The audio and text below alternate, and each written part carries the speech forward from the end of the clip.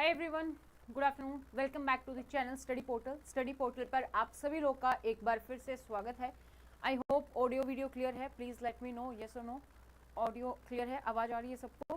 ठीक है, तो इसमें हम एमसीआरई डिस्कस करने वाले हैं। एमसीआरई का जो सिलेबस है उसमें आपका जनरल एडमिनिस्ट्रेशन, सीसीए रूल्स, आपका ये सब दिया गया है, तो उसी के बारे में डिस्कस कर रहे हैं। सबसे पहले हमने क्रैश कोर्स में स्टार्ट किया है, एक काइंड ऑफ क्रैश कोर्स आप इसको समझ सकते हैं, क्योंकि सीसीए रूल काफ़ी बड़ा है, लगभग 10 से 12 घंटे लगेंगे अगर हम इसको अच्छे से कवर करने वाले हैं तो इसमें टाइम हमारे पास इतना है नहीं, तो फटाफट से हम इसको कोशिश करेंगे कि जितना जल्दी हो सके उतना हम क्रैश कोर्स और इम्पोर्टेंट चीज़ें सारी जो है हम इसमें डिस्कस कर सकें।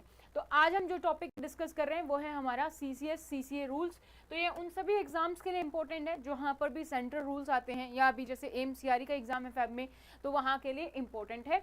ये एमसीआरई की नोटिफिकेशन है, जो आपने फॉर्म फिल नहीं किया है तो 31 जन तक आप फॉर्म फिल कर सकते हैं।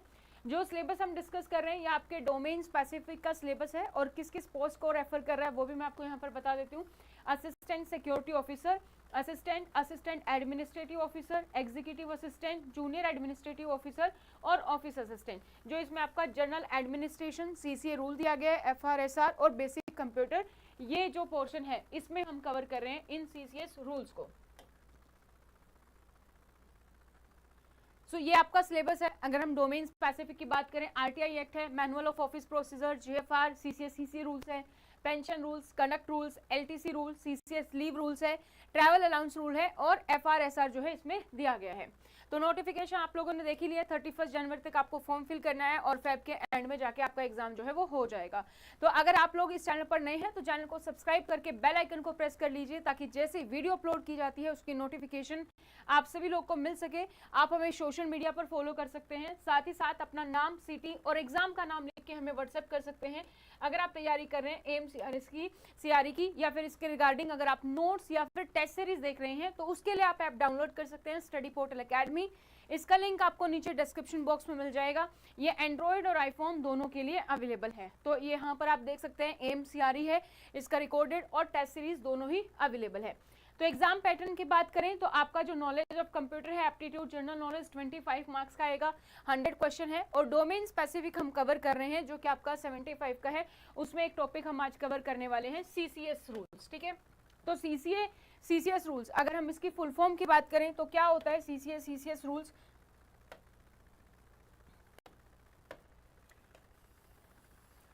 सीसीएस यानी कि सेंट्रल सिविल सर्विसेज।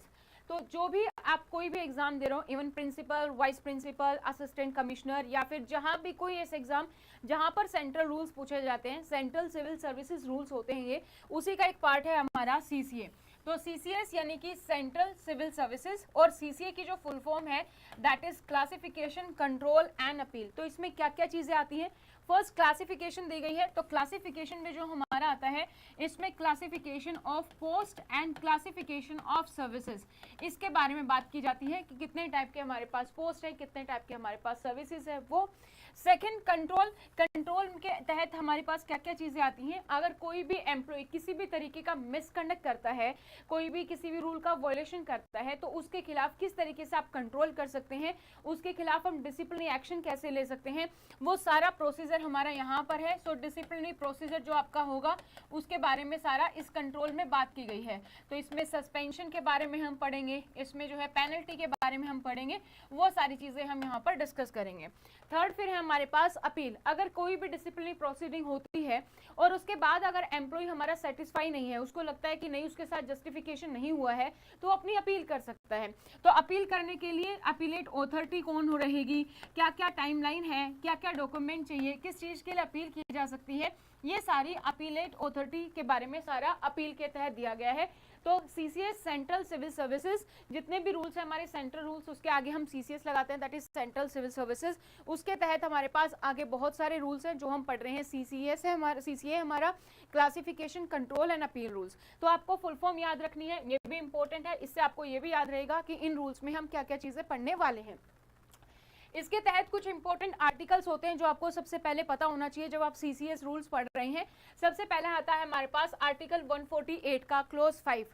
आर्टिकल 148 का क्लोज 5 क्या कहता है? आर्टिकल 148 का क्लोज 5 ये कहता है कि जो हमारे देश के प्रेसिडेंट हैं ऑनरेबल जो प्रेसिडेंट है वो क्या करेंगे, ऑनरेबल प्रेसिडेंट जो है वो रूल्स बनाएंगे रिगार्डिंग दी सेंट्रल सर्विसेज, ठीक है। और जो रूल्स बनाए जाएंगे उन रूल्स के तहत हमारा क्या है, किसकी हेल्प ले सकते हैं, वो कैग की हेल्प लेंगे। कैग हमारा क्या है, कंट्रोलर एंड ऑडिटर जनरल, उसकी हेल्प से जो है रूल बनाएंगे। देन हमारे पास है आर्टिकल 309। आर्टिकल 309 क्या कहता है, सो आर्टिकल 148 आपको रूल्स बनाने की पावर देता है प्रेसिडेंट को, जो कि क्या की हेल्प से बनाए जाएंगे रिगार्डिंग दी सेंट्रल सर्विसेज, जो सीसीएस रूल है, सीसीए रूल्स हैं वो बनाए जाएंगे। आर्टिकल 309 क्या है हमारा, आर्टिकल 309 ये कहता है कि जो प्रेसिडेंट है, सेंटर की हम बात कर रहे हैं, सेंट्रल रूल्स की, तो सेंट्रल गवर्नमेंट के तहत हमारे पास प्रेसिडेंट, और अगर हम स्टेट की बात करें तो वहां पर गवर्नर, ये क्या करेंगे, प्रेसिडेंट रूल्स बना सकते हैं। रूल्स कौन कौन से बनाएंगे, रिगार्डिंग द रिक्रूटमेंट, तो जो भी रिक्रूटमेंट होगी उसके रिगार्डिंग क्या कंडीशंस रहेंगी, साथ ही साथ क्या सर्विस कंडीशन रहेंगी, वो सारे रूल्स जो है बनाने की पावर हमारे कॉन्स्टिट्यूशन के आर्टिकल 309 के तहत हमारे प्रेसिडेंट को मिलती है, ठीक है। देन हमारे पास है आर्टिकल 310 आर्टिकल क्या कहता है, 310 भी सेम प्रेसिडेंट को पावर देता है रिगार्डिंग किस लिए, प्रेसिडेंट को, क्योंकि हम ऑब्वियसली सेंट्रल गवर्नमेंट की बात करें तो सेंट्रल गवर्नमेंट में प्रेसिडेंट को पावर दी जाती है। आर्टिकल 310 के तहत कौन कौन से रूल बनाए जा सकते हैं, आर्टिकल 310 के तहत टेन्योर को लेकर कि कोई भी पोस्ट है उसमें कितने समय तक कोई पर्सन जो है अपॉइंट रह सकता है। तो अगर आप देखोगे आर्टिकल 309 में के तहत जो है प्रेसिडेंट को पावर मिल गई है कि प्रेसिडेंट किसी भी पोस्ट के रिक्रूटमेंट के लिए, कि जो रिक्रूटमेंट होगा क्या कंडीशन रहेंगी, क्या एलिजिबिलिटी रहेंगी, उसके लिए रूल्स बना सकता है, प्लस क्या सर्विस कंडीशंस रहेंगी, क्या क्यारे रहेंगे, क्या उसकी रोल्स एंड रिस्पॉन्सिबिलिटीज रहेंगी, उसके रिगार्डिंग रूल्स बना सकता है, राइट। सेकंड जो है हमारा आर्टिकल 310 ये कहता है कि प्रेसिडेंट के पास पावर है सेंट्रल गवर्नमेंट में कि वो टेन्योर के रिगार्डिंग रूल बना सकता है। अगर आपने हिंदी में एक वर्ड आपको याद हो, प्रसाद पर्यंत जो हम बोलते हैं, कि यानी कि प्रेसिडेंट जब तक चाहे उस पोस्ट पर वो पर्सन बना रह सकता है, कितना टेन्योर होगा ये प्रेसिडेंट डिसाइड कर सकता है। तो अगर हम इस तरीके की बात माने तो इसके तहत क्या हो गया कि प्रेसिडेंट जब भी चाहे किसी को रिक्रूट कर सकता है और जब भी चाहे किसी को पोस्ट से रिमूव भी कर सकता है, क्योंकि उसके पास टेन्योर की भी पावर दी गई है। लेकिन हमारा कॉन्स्टिट्यूशन इस चीज को कंट्रोल भी करता है, और वो कंट्रोल होता है हमारा 311 आर्टिकल से। 311 आर्टिकल ये कहता है कि कोई भी पर्सन, कोई भी गवर्नमेंट सर्वेंट जो है उसको हम पोस्ट से रिमूव नहीं कर सकते, उसको पोस्ट से हम डिसमिस नहीं कर सकते, या उसको काइंड ऑफ डिमोशन हम नहीं कर सकते तब तक जब तक कोई एम्प्लॉय कोई मिसकंडक्ट या मिसबिहेवियर नहीं करता है। So government servant can be removed or dismissed from the post कब होगा, जब उसने कोई मिसकंडक्ट किया है या फिर मिसबिहेवियर किया है, तभी हो सकता है, ठीक है। उसके बिना हम किसी भी पर्सन को ना तो हम रिमूव कर सकते हैं और ना ही हम किसी भी पर्सन को पोस्ट से जो है हम कोई भी डिमोशन कर सकते हैं या डिसमिस या रिमूव नहीं किया जा सकता है। तो आर्टिकल 311 जो 309 और 310 जो पावर देता है प्रेसिडेंट को रूल्स बनाने के लिए, उस पर एक तरीके से कंट्रोल करता है, ठीक है। सो आर्टिकल 148 के तहत पावर मिलती है प्रेसिडेंट को, रूल्स बना सकता है। आर्टिकल 309 के तहत रिक्रूटमेंट सर्विस कंडीशंस के रिगार्डिंग रूल बना सकता है। आर्टिकल 310 के तहत टेन्योर में और आर्टिकल 311 में ये कहा गया है कि कोई भी पर्सन जो है किसी भी गवर्नमेंट सर्वेंट को रिमूव या डिसमिस या हम डिमोशन कर रहे हैं तो उसके लिए हमारे पास एक वैलिड रीजन होना चाहिए। अगर एम्प्लॉय ने कोई मिसकंडक्ट या मिसबिहेवियर किया है तो ही हम ऐसा कर सकते हैं, अदरवाइज हम ऐसा नहीं कर पाएंगे, ठीक है। तो ये हमारे पास आर्टिकल्स दिए गए हैं यहाँ पर। नाउ अब हम डिस्कस करेंगे रूल बाय रूल। जो हमारा सीसीएस कंडक्ट रूल्स है उसमें हमारे पास रूल बाय रूल जो है वो आर्टिकल से हमारे पास यहाँ पर आएंगे। तो सबसे पहला हमारा जो है आर्टिकल 1 है हमारे पास, जिसका नाम क्या है, शॉर्ट टाइटल एंड कमेंसमेंट। जितने भी आप सेंट्रल रूल्स पढ़ोगे उसमें सबसे पहले ज्यादातर आपके पास जो रूल मिलेगा वो यही मिलेगा, शॉर्ट टाइटल एंड कमेंसमेंट। तो शॉर्ट टाइटल हमने डिस्कस किया, शॉर्ट फॉर्म में हम इसको सीसीएस रूल्स कहते हैं, ठीक है। और इसका मतलब क्या है, सेंट्रल सिविल सर्विसेज के जो हमारे रूल हैं वो हमारे यहाँ पर हैं। तो सीसीएस रूल्स हम कहते हैं। सीसीएस की फुल फॉर्म क्या हमारी अभी हमने डिस्कस की, याद रखने के लिए, क्लासिफिकेशन, 1C जो है हमारा that is control, and third है हमारा अपील, ठीक है। तो क्लासिफिकेशन, कंट्रोल एंड अपील, ये इसकी फुल फॉर्म है। कमेंसमेंट कब से हुई, ये हमारे पास आए थे दिसंबर 1965 में हमारे पास ये रूल जो है वो आ गए थे। तो आपको ये भी याद रखना है कि ये रूल्स हमारे पास कब आए थे। नेक्स्ट हमारे पास है रूल 2 इंटरप्रिटेशन। रूल 2 इंटरप्रिटेशन का मतलब क्या है कि यहाँ पर कुछ डेफिनेशन दी गई हैं। तो जो हमारा सीसीए रूल है, सीसीएस रूल्स है हमारे, उसमें डेफिनेशन भी one of the important part है। आपको डेफिनेशन भी पता होनी चाहिए। डेफिनेशन से भी डायरेक्टली स्टेटमेंट आती है और आपसे क्वेश्चन पूछा जाता है। सो इंटरप्रिटेशन जो डेफिनेशन है हमारा, उसमें सबसे पहले हम बात करते हैं कुछ ऑथोरिटीज की।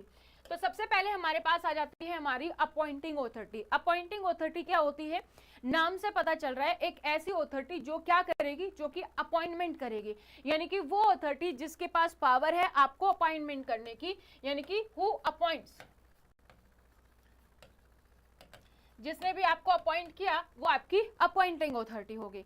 Second we have the cadre authority. Cadre authority भी अपॉइंट करती है, बट कैडर के केस में अपॉइंट करती है वो हमारी कैडर ऑथोरिटी है। सो कैडर ऑथोरिटी के केस में हमारा जो यहाँ पर है कैडर, उसका मतलब क्या है, कैडर यानी कि एक सिमिलर लेवल ऑफ पोस्ट पर, जहां पर हम बात करें एक सिमिलर लेवल ऑफ पोस्ट पर, वहां पर जो है यहाँ पर रिक्रूटमेंट की जाती है। जैसे कि मान लीजिए फॉर एग्जांपल स्कूल में प्रिंसिपल्स को एक रिक्रूट करना है, तो जहां पर सेम लेवल होगा, सेम पे स्केल काइंड ऑफ होगा, सेम पोस्ट होगी, वहां पर एक कैडर अपॉइंट कर रही है अलग अलग मिनिस्ट्री डिपार्टमेंट में, तो वो हमारी कैडर ऑथोरिटी है। Next we have the disciplinary authority. Disciplinary authority के पास काफी सारे काम है। ऑफिशियल डेफिनेशन के अकॉर्डिंग अगर हम बात करें तो वो ऑथोरिटी जो कि सस्पेंशन और पेनल्टी लगा सकती है। लेकिन डिसिप्लिनरी ऑथोरिटी क्या करती है, जब भी किसी भी एम्प्लॉय के खिलाफ कोई भी कंप्लेन आती है तो वो कंप्लेन सबसे पहले किसके पास जाती है, डिसिप्लिनरी ऑथोरिटी के पास जाती है। सो डिसिप्लिनरी ऑथोरिटी क्या करती है, सबसे पहले तो डिसाइड करती है, डिसीजन लेती है कि इंक्वायरी होनी है या नहीं होनी है। तो जो भी कंप्लेन आई है उसके बेसिस पर डिसीजन कौन लेता है, डिसिप्लिनरी ऑथोरिटी लेती है कि इंक्वायरी होनी है कि नहीं होनी है। अगर इंक्वायरी होनी है तो उसके बाद चार्जशीट शेयर की जाती है, और ये चार्जशीट किसको शेयर की जाती है, जिसके खिलाफ कंप्लेन है, जिसको हम शॉर्ट फॉर्म में सीओ बोलते हैं, चार्ज ऑफिशियल बोलते हैं, उसको चार्जशीट शेयर की जाती है, और इस चार्जशीट पर जो हमारी डिसिप्लिनरी ऑथोरिटी है उसके काउंटर साइन होते हैं। थर्ड जो हमारा है, ये अपॉइंट करती है इंक्वायरी ऑथोरिटी को, appoint inquiry authority and presenting officer, इसको अपॉइंट करती है। अगर कभी भी डिसिप्लिनरी ऑथोरिटी जो है, ये ऐसा नहीं है कि हमेशा अपॉइंट करेगी, डिसिप्लिनरी ऑथोरिटी खुद भी इंक्वायरी कर सकती है या फिर इंक्वायरी ऑथोरिटी अपॉइंट कर सकती है। इन केस अगर इंक्वायरी ऑथोरिटी हमारी यहाँ पर जो है केस इंक्वायरी कर रही है तो इंक्वायरी ऑथोरिटी और प्रेजेंटिंग ऑफिसर को ये अपॉइंट करती है। साथ ही साथ किसी भी एम्प्लॉय को सस्पेंशन ऑर्डर देना है या फिर जो पेनल्टी लगेगी, इंक्वायरी खत्म होने के बाद डिसाइड किया जाएगा कि क्या पेनल्टी या क्या पनिशमेंट लगाई जाएगी, ये भी डिसिप्लिनरी ऑथोरिटी का काम है। सस्पेंशन हमारा सीसीएस रूल के रूल नंबर 10 में आता है, पेनल्टी हमारे पास रूल नंबर 11 में आती है। तो दोनों पावर किसके पास है, डिसिप्लिनरी ऑथोरिटी के पास है, ठीक है। तो ये सारा काम हमारा सिर्फ और सिर्फ डिसिप्लिनरी ऑथोरिटी के पास है। तो मेन ऑथोरिटी हमारी disciplinary authority. Next we have the ad hoc disciplinary authority. Ad hoc disciplinary authority क्या है, एडहॉक का मतलब क्या होता है, सब कुछ समय के लिए, थोड़े समय के लिए, टेम्परेरी बेसिस पर, जैसे एडहॉक टीचर की अपॉइंटमेंट होती है, ठीक उसी तरीके से एडहॉक डिसिप्लिनरी ऑथोरिटी की अपॉइंटमेंट होती है। सो एडहॉक डिसिप्लिनरी ऑथोरिटी तब बनाई जाती है, मान लीजिए जो ये डिसिप्लिनरी ऑथोरिटी है इसी में से कोई विटनेस के तौर पर है, या इन्हीं के खिलाफ कंप्लेन है, या इसने किसी के खिलाफ कंप्लेन की है, या फिर इस डिसिप्लिनरी ऑथोरिटी से सीनियर कोई एम्प्लॉय है जिसके खिलाफ कंप्लेन है, तो जूनियर कभी भी इंक्वायरी नहीं कर सकता, उससे सीनियर होना चाहिए। ऐसे केसेस में हम एडहॉक बेसिस पर डिसिप्लिनरी ऑथोरिटी बनाते हैं। ये डिसिप्लिनरी ऑथोरिटी कुछ समय के लिए रहेगी, जैसे ही वो हमारा केस खत्म होगा ये ऑटोमेटिकली डिसॉल्व हो जाएगी, और बाकी जो हमारी सेम डिसिप्लिनरी ऑथोरिटी है वो हमारी इसी तरीके से यहाँ पर काम करती रहेगी, ठीक है। तो ये हमारी इसी तरीके से यहाँ पर काम करती रहती है। आई होप यहाँ तक क्लियर है। कोई भी डाउट हो तो you can just comment in the comment section, ठीक है। ये हमारी ऑथोरिटी है। इसके बाद हमारे पास है एपिलेट ऑथोरिटी। जो हमारी एपिलेट ऑथोरिटी होगी वो हमेशा हमारी सीनियर होती है, सीनियर देन डिसिप्लिनरी ऑथोरिटी। जो हमारी डिसिप्लिनरी अथॉरिटी होती है उससे सीनियर होती है, जिसके खिलाफ कंप्लेन आई है उससे सीनियर ऑफिसर होते हैं डिसिप्लिनरी अथॉरिटी में, डिसिप्लिनरी अथॉरिटी से सीनियर ऑफिसर होते हैं एपिलेट अथॉरिटी में। क्योंकि आप यहाँ पर क्या कर सकते हैं, अपील कर सकते हैं, यहाँ पर अपील की जा सकती है। तो अगर कोई भी अपील करनी है तो हम किस अथॉरिटी के पास जाएंगे, एपिलेट अथॉरिटी के पास जाएंगे। अब यहाँ पर आपको एक और चीज याद रखनी है कि दो तरीके की प्रोसीडिंग होती है। जो हम बात करते हैं सीसीए के तहत, जिसको हम बोलते हैं कि सर्विस रूल्स आपके, वहां पर हम बात करते हैं डिसिप्लिनरी एक्शन के तहत डिसिप्लिनरी एक्शन लिया जाता है। इसी तरीके से आपने सुना होगा जुडिक्शन जो है वो उसके तहत भी एक्शन लिया जाता है, यानी कि कोई भी जो कोर्ट केस होता है वो हमारा टोटली अलग होता है, डिफरेंट होता है other than the disciplinary action. तो जो हमारी डिसिप्लिनरी प्रोसीडिंग चलती है वो हमारी ऑर्गेनाइजेशन के तहत अलग होती है, कोर्ट केस हमारा अलग होता है। ठीक है, तो ये दोनों आपको अलग अलग होते हैं, ये आपको ध्यान रखना है। तो इसीलिए जो अपील है वो किसके पास की जाती है, अपीलेट अथॉरिटी की विद इन ऑर्गेनाइजेशन। उसके लिए कोर्ट में जो कोर्ट केसेस हैं, जैसे हम हाई कोर्ट के बाद सुप्रीम कोर्ट के पास जाते हैं, सेम इसी तरीके से अगर डिसिप्लिनरी अथॉरिटी ने पेनल्टी सुनाई है तो हम अपीलेट अथॉरिटी के पास जाते हैं। ठीक है, next we have the revising authority. Revising authority और रिव्यूइंग अथॉरिटी दोनों का काम एक ही होता है, ये रिवाइज करते हैं। रिवाइज करना यानी कि जब भी कोई भी अथॉरिटी, चाहे वो इंक्वायरी अथॉरिटी हो, डिसिप्लिनरी अथॉरिटी हो, अपीलेट अथॉरिटी हो, कोई भी अथॉरिटी जब कोई भी फैसला सुनाने से पहले उस केस को एक बार स्टार्टिंग से लेकर लास्ट तक देखना चाहे, उसको रिवाइज करना चाहे, तो उसको हम रिवाइजिंग अथॉरिटी बोलते हैं। आपने मूवीज में, सीरियल में देखा होगा, कोर्ट का फैसला आने वाला होता है लेकिन कोर्ट 2-3 दिन का समय मांग लेता है। अचानक से कोई सबूत आ गया, कोई गवाह आ गया जिससे कि पूरे केस का रिजल्ट ही पलट गया, तो वहां पर हम उस टाइम पर उस अथॉरिटी को बोलते हैं रिवाइजिंग अथॉरिटी। तो जब भी ये अथॉरिटी, कोई भी अथॉरिटी हो सकती है, एनी अथॉरिटी, या अगर अथॉरिटी में हमारे प्रेसिडेंट हिस्सा है तो प्रेसिडेंट भी हो सकते हैं। बट रिव्यूइंग अथॉरिटी जो है हम स्पेसिफिकली यूज करते हैं for honourable president only. So president के लिए हम रिवाइजिंग भी यूज कर सकते हैं, स्पेसिफिकली अगर हमें वर्ड यूज करना है तो हम रिव्यूइंग अथॉरिटी यूज करेंगे। सो रिवाइजिंग और रिव्यूइंग अथॉरिटी रिवाइजिंग अथॉरिटी हो सकती है, प्रेसिडेंट को हम रिवाइजिंग अथॉरिटी बोल सकते हैं, बट रिवाइजिंग को रिव्यूइंग अथॉरिटी नहीं हो सकती, क्योंकि हम किसी भी अथॉरिटी को रिवाइजिंग अथॉरिटी नहीं बोल सकते हैं। सो ये आपको ध्यान रखना है, for president we use the reviewing authority.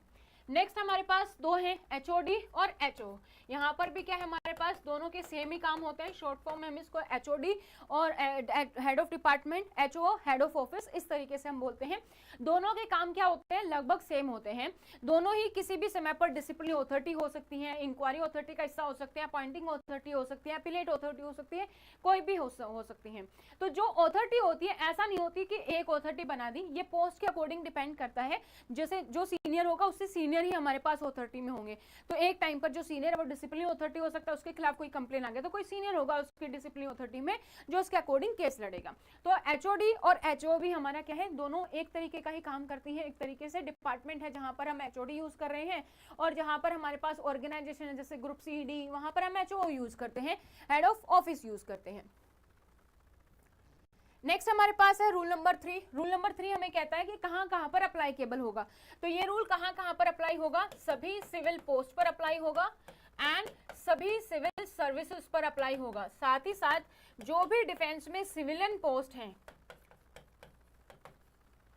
उन पर भी ये हमारा रूल लागू होता है। तो सिविलियन जो भी होंगे डिफेंस में, उन सब पे भी हमारा ये रूल लागू होता है।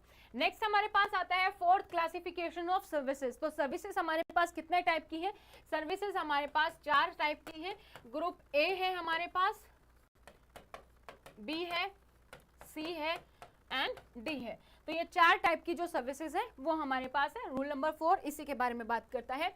Next we have the rule number 5। Rule number 5 कहता है constitution of the central civil services. तो जो भी पोस्ट बनेगी जिस भी सर्विसेज के अकॉर्डिंग होगी, उसी सर्विसेज के अकॉर्डिंग हम उसमें ऐड कर देते हैं उसको। जब भी कोई पोस्ट बनती है हम डिसाइड करते हैं किस सर्विस के तहत आएगी, किस पोस्ट के तहत आएगी, उसी के तहत हम उसको ABCD में ऐड कर देते हैं। नेक्स्ट हमारे पास है classification of post. Classification of post की अगर हम बात करें, सो क्लासिफिकेशन ऑफ पोस्ट आपको याद रखना है कि क्वेश्चन में क्या पूछा जा रहा है, सर्विस या पोस्ट। सर्विस हमारे पास 4 है, पोस्ट हमारे पास 3 है। आफ्टर दी 7th पे कमीशन, अभी हमारा 7th पे कमीशन चल रहा है, तो हमारे पास अभी 3 पोस्ट है। जब 8th पे कमीशन आएगा तो फिर बाद में बात करेंगे। तो इसमें जो है पे लेवल जो आपका है, पोस्ट कैसे क्लासिफाई की गई है, आपकी पे मैट्रिक्स के अकॉर्डिंग क्लासिफाई की गई है, जो आपका पे लेवल है उसके बेसिस पर की गई है। अगर आपका पे स्केल 1 to 5 है तो आप आते हैं ग्रुप सी में, अगर पे लेवल है 6 to 9 तो ये होता है ग्रुप बी, और अगर पे लेवल है 10 to 18 तो ये है हमारा ग्रुप ए। तो इस तरीके से हमारे पास क्लासिफाई है, 3 पोस्ट है, 1 to 5 सी, 6 to 9 बी और 10 to 18 में हमारे पास ए पोस्ट आ जाती है।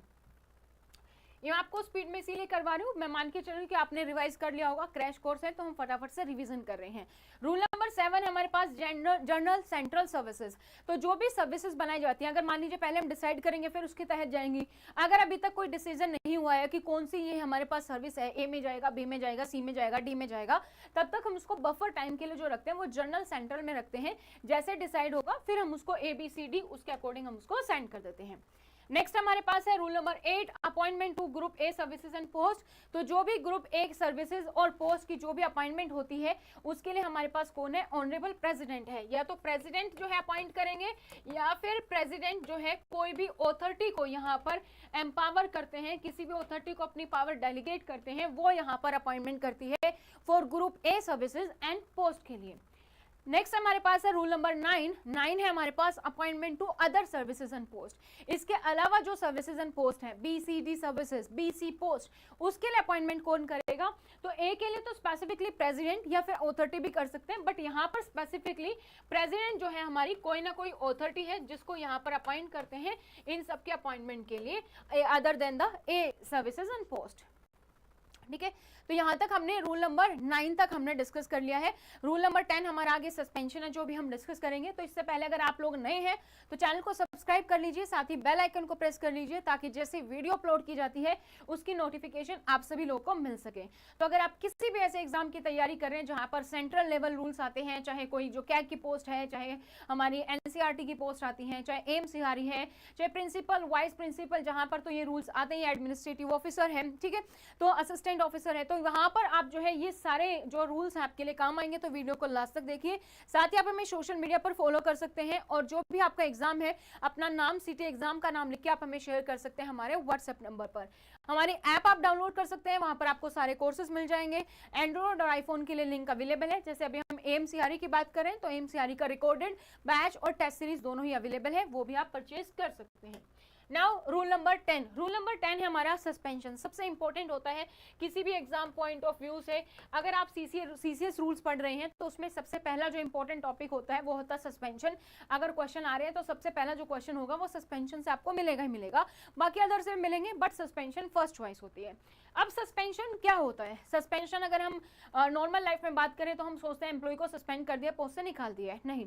सस्पेंशन का मतलब होता है कुछ समय के लिए हम उस एम्प्लॉय को उसकी पोस्ट से दूर रख रहे हैं। फॉर एग्जांपल, अगर किसी भी एम्प्लॉय के खिलाफ कोई भी डिसिप्लिनरी इंक्वायरी चल रही है, कोई भी डिसिप्लिनरी इंक्वायरी चल रही है, तो हम क्या चाहते हैं कि वो एम्प्लॉय जो भी डॉक्यूमेंट्स हैं, जो भी विटनेस है, उसके साथ किसी भी तरीके की छेड़खानी ना करे, कोई भी टेम्परमेंट ना हो, ताकि हमारी इंक्वायरी सही से हो। तो हम उनको उसको थोड़े टाइम के लिए टेम्पररी आउट ऑफ ऑफिस जो हम रखना चाहते हैं, आउट ऑफ सर्विस उसको रखना चाहते हैं, उसको हम क्या नाम देते हैं? उसको हम नाम देते हैं सस्पेंशन का। तो सस्पेंशन डिसिप्लिनरी एक्शन लेने से पहले का प्रोसेस है जब इंक्वायरी चल रही है। अभी एम्प्लॉय का आरोप साबित नहीं हुआ है, हमारा कानून भी ये कहता है जब तक एम्प्लॉय आरोपी साबित नहीं हो जाता तब तक वो निर्दोष है। तो यहाँ पर हम मान के चलते हैं हमारा एम्प्लॉय निर्दोष है, तो अभी ये कोई पेनल्टी या पनिशमेंट नहीं है, पेनल्टी हमारे पास अलग है। तो सस्पेंशन कई बार पूछा जाता है कि सस्पेंशन क्या है, तो सस्पेंशन ना तो कोई पेनल्टी है ना ही कोई पनिशमेंट है, बस हम उसको temporary out of service, out of office रखते हैं ताकि वो हमारे किसी डॉक्यूमेंट या विटनेस के साथ जो इंक्वायरी के दौरान काम आने वाले हैं उनके साथ कोई छेड़खानी ना हो। अब जो सस्पेंशन है, सस्पेंशन ऑर्डर की बात करते हैं हम, तो जो फर्स्ट सस्पेंशन ऑर्डर दिया जाता है जब भी, तो फर्स्ट सस्पेंशन ऑर्डर हमारा होता है मैक्सिमम 90 डेज का, 90 दिन का हमारा फर्स्ट सस्पेंशन ऑर्डर होता है। और जब भी किसी एम्प्लॉय को सस्पेंशन ऑर्डर दिया जाता है तो अथॉरिटी को पहले ही डिसाइड करना होगा 90 दिनों से पहले कि उस सस्पेंशन ऑर्डर को बढ़ाना चाहते हैं या रिवोक करना चाहते हैं, क्या करना चाहते हैं, 90 दिनों के अंदर डिसाइड करना होगा। अगर बाय चांस 90 दिनों के अंदर कोई फैसला नहीं आया है तो 90 दिन ऑटोमेटिकली हमारा सस्पेंशन ऑर्डर रिवोक रिवोक हो जाएगा, यानी कि वो ऑर्डर हमारा नल एंड वॉइड हो जाएगा, एक्सपायर हो जाएगा। 91st डे से एम्प्लॉय जो है फ्री है, उस पर कोई सस्पेंशन नहीं है। अगर अथॉरिटी ये डिसाइड करती है कि नहीं हमें तो एक्सटेंड करना है, तो एक्सटेंड जो है एक टाइम पर मैक्सिमम टाइम के लिए कितना किया जा सकता है, एक टाइम पर एक्सटेंड करना है तो वो किया जा सकता है 180 डेज तक, 180 दिन तक जो है हम एक बार में सस्पेंशन पीरियड को एक्सटेंड कर सकते हैं। आप चाहो तो 90 भी करके कर सकते हो, कोई प्रॉब्लम नहीं है, बट अगर मैक्सिमम समय के लिए आपको एक बार में करना है तो वो कितना है हमारे पास 180 डेज। और जब हमें सस्पेंशन एक्सटेंड करना है, ऐसा नहीं कि हमने डिसीजन लिया और कर दिया, नहीं, इसके लिए प्रॉपर एक रिव्यू कमेटी बनाई जाती है और वो रिव्यू कमेटी डिसाइड करेगी कि सस्पेंशन ऑर्डर जो है हमने बढ़ाना है, घटाना है या फिर हमें क्या करना है, वो ये डिसाइड करती है। नेक्स्ट हमारे पास टर्म जो आ जाती है वो आ जाती है डीम्ड सस्पेंशन। डीम्ड का मतलब क्या होता है, माना जाना किसी चीज को या फिर समझा जाना। जैसे आपने समझा होगा कि डीम टू बी यूनिवर्सिटी, कि यूनिवर्सिटी है नहीं बट आप इसको मान सकते हो कि यूनिवर्सिटी बनने के लिए एलिजिबल है। सो डीम्ड सस्पेंशन क्या है, डीम्ड सस्पेंशन के केस में एक तो हमारे पास जो टाइमलाइन है वो आपको याद रखनी है, वो क्या है हमारे पास 48 आवर्स। डीम्ड सस्पेंशन यानी कि हम मान लेंगे एम्प्लॉय हमारा सस्पेंशन पर है, एम्प्लॉय के लिए ये जरूरी नहीं है कि हम उसको सस्पेंशन ऑर्डर दे, उसके बिना ही हम उसको मान सकते हैं एम्प्लॉय हमारा सस्पेंशन पर है। किस केसेस में, फर्स्ट इन केस ऑफ अगर एम्प्लॉय हमारा आरोपी है और वो अगर हिरासत में होता है, सेकंड अगर उसको जेल हो जाती है, ठीक है। सो जब भी एम्प्लॉय हमारा जो है हिरासत में लिया गया है तब,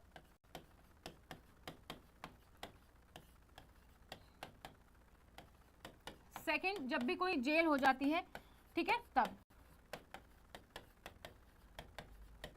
तो जब भी एम्प्लॉय के खिलाफ कोई भी आरोप लगा है और एम्प्लॉय जो है हमारा हिरासत में है, तो भी हम 48 घंटे के बाद मान लेते हैं कि एम्प्लॉय हमारा डीम्ड सस्पेंशन है, यानी कि एम्प्लॉय का सस्पेंशन हो गया है। हम अब उसको ऑर्डर दिया नहीं, ऑटोमेटिकली माना जाएगा 48 घंटे होने के बाद।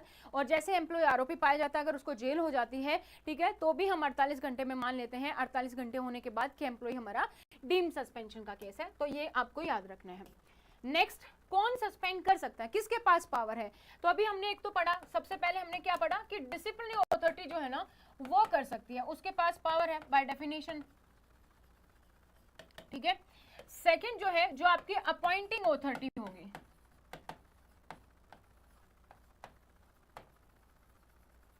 वो सस्पेंशन कर सकती है, या फिर कोई भी अथॉरिटी जो अपॉइंटिंग अथॉरिटी से सीनियर है, एनी अथॉरिटी। अब यहाँ पे दो टर्म आ जाती है, any authority to whom appointing authority subordinate, या any authority above than the appointing authority. दोनों तरीके से एग्जाम में आ सकता है, ठीक है, वो हो गया। अगर किसी भी अथॉरिटी का हिस्सा अगर हमारे पास प्रेसिडेंट है तो ऑब्वियसली प्रेसिडेंट भी क्या कर सकते हैं, सस्पेंड कर सकते हैं, या फिर any authority empowered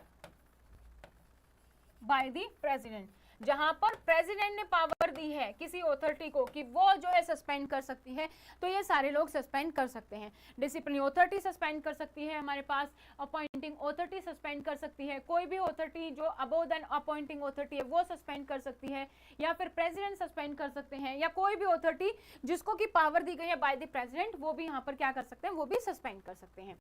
now the next, continued suspension. Continued का मतलब क्या है, लगातार, और सस्पेंशन जो अभी तक हम डिस्कस कर रहे हैं हिंदी में मतलब क्या होता है, निलंबन करना, किसी को निलंबित कर देना पोस्ट से। लगातार सस्पेंशन का मतलब क्या है, जब कोई भी एम्प्लॉय हमारा कंटिन्यूअस सस्पेंशन पर है।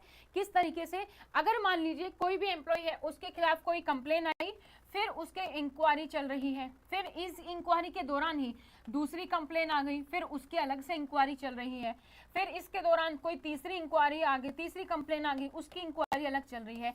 तो जहां पर दो या दो से ज्यादा कोई कंप्लेन आ रही है किसी भी एम्प्लॉय के खिलाफ, वहां पर हमारा जो सस्पेंशन है वो तब तक रहेगा जब तक कि ये सारी इंक्वायरी हमारी खत्म नहीं हो जाती है, यानी कि कंटिन्यूअस सस्पेंशन रहेगा, सस्पेंशन पे सस्पेंशन, सस्पेंशन पे सस्पेंशन, इस तरीके से चलेगा।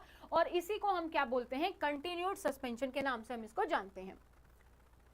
Next we have date of effect of suspension. कब से माना जाएगा कि एम्प्लॉय हमारा सस्पेंडेड है? सबसे पहले तो जो ऑर्डर दिया गया है, जिस भी दिन वो ऑर्डर दिया गया है उस दिन या उसके बाद से ही माना जाएगा हमारा एम्प्लॉय सस्पेंशन पर है। उस ऑर्डर की डेट से पहले, यानी कि उसको हम बोलते हैं रिट्रोस्पेक्टिव, उस ऑर्डर की डेट से पहले हम कभी भी सस्पेंशन नहीं दे सकते। सपोज अगर कोई 1 फरवरी को ऑर्डर दे रहा है तो 1 फरवरी या उसके बाद का ही सस्पेंशन हो सकता है।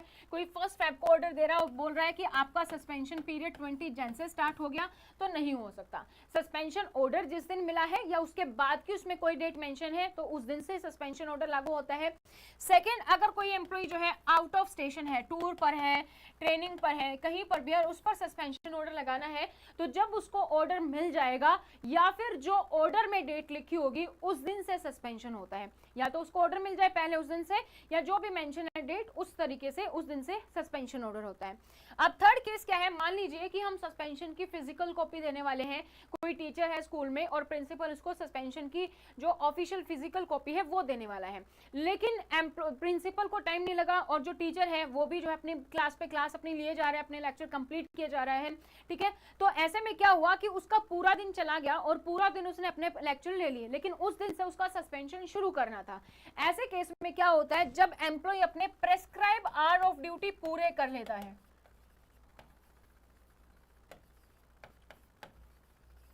जब एम्प्लॉय अपने प्रेस्क्राइब आवर ऑफ ड्यूटी पूरे कर लेगा, जितने भी लेक्चर थे एम्प्लॉय ने अपने ले लिए, अब एम्प्लॉय जो है, अब क्योंकि वो दिन उसका वर्किंग डे हो चुका है, ऐसे केस में जो सस्पेंशन होगा अब नेक्स्ट डे से सस्पेंशन जो है हमारा स्टार्ट होगा। नेक्स्ट है हमारे पास प्रमोशन ड्यूरिंग सस्पेंशन। क्या हम एम्प्लॉय को प्रमोशन दे सकते हैं सस्पेंशन के दौरान?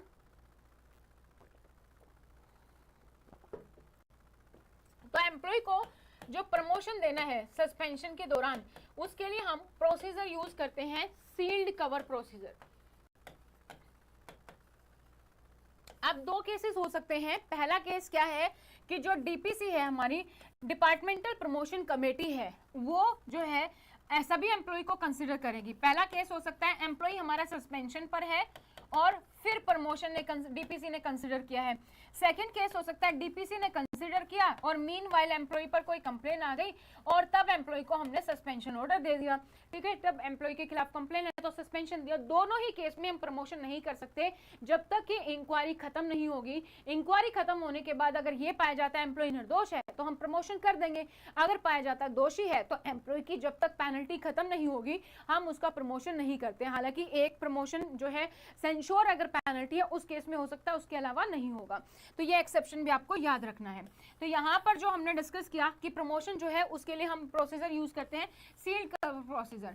सो डीपीसी एम्प्लॉय को कंसीडर करती है, कंसीडर करने के बाद जो भी रिजल्ट आएगा एम्प्लॉय को कंसीडर करना है कि नहीं, उसको हम एक सील्ड कवर में जो है बंद रखते हैं और इसको हम कहते हैं सील्ड कवर प्रोसीजर। और इसको हर 6 मंथ्स में रिव्यू किया जाता है कि अभी क्या स्टेटस है, इंक्वायरी खत्म हुई कि नहीं, एम्प्लॉय की पेनल्टी खत्म हुई कि नहीं, और उसके बेसिस पर यहाँ पर डिसीजन लिया जाता है। Next we have allowances. क्या एम्प्लॉय को अलाउंसेस दिए जा सकते हैं? तो सबसे पहले हम बात करते हैं LTC की, यानी कि लीव ट्रैवल कंसेशन, यानी कि एक तरीके का ट्रैवल कंसेशन एम्प्लॉय को मिलता है। वो कब मिलेगा? जब एम्प्लॉय हमारा लीव पर होगा, क्योंकि एम्प्लॉय हमारा सस्पेंशन पर है तो ऑफिस आ नहीं सकता, ऑफिस नहीं आ सकता तो वो लीव भी नहीं मांग रहे, लीव भी अप्लाई नहीं कर सकता। तो ऐसे केस में जहां पर एम्प्लॉय जो है ऑफिस नहीं आ सकता है, लीव अप्लाई नहीं कर सकता है, तो एम्प्लॉय को LTC भी नहीं दिया जाता। हालांकि जो भी फैमिली बेनिफिट है वो हम सस्पेंशन के दौरान देते हैं, क्योंकि LTC सेल्फ को मिलता है प्लस फैमिली को मिलता है। अब फैमिली की कोई गलती नहीं है, फैमिली को LTC मिलेगा बट सेल्फ को, खुद को नहीं मिलेगा, क्योंकि एम्प्लॉय लीव नहीं ले सकता है। नेक्स्ट हमारे पास लीव। तो लीव अभी हमने डिस्कस किया, एम्प्लॉय लीव ले ही नहीं सकता है, तभी उसको LTC नहीं मिल रहा, सो लीव नहीं लिया जा सकता। नेक्स्ट है हमारे पास CANHS, यानी कि चाइल्ड एजुकेशन अलाउंस और हॉस्टल सब्सिडी। क्या इस तरीके के बेनिफिट एम्प्लॉय ले सकता है? तो यस, एम्प्लॉय ले सकता है। आपको कैसे याद रखना है? फैमिली से रिलेट करके। क्या यह फैमिली से रिलेटेड है? हाँ, फैमिली से रिलेटेड है, चिल्ड्रन की एजुकेशन और हॉस्टल सब्सिडी, तो सस्पेंशन के दौरान ये भी लिया जा सकता है। नेक्स्ट जैसे HBA, हाउस बिल्डिंग अलाउंस, तो ये भी लिया जा सकता है, बट इसमें हमें 2 परमानेंट एम्प्लॉय की सिक्योरिटी चाहिए तो लिया जा सकता है, ठीक है, उनकी सिक्योरिटी चाहिए तो लिया जा सकता है। तो ये कुछ अलाउंसेस हैं जिसका आप ध्यान रखेंगे कि मिलता है कि नहीं मिलता है। Next we have the subsistence allowance. Subsistence allowance को हम कहते हैं निर्वाह भत्ता।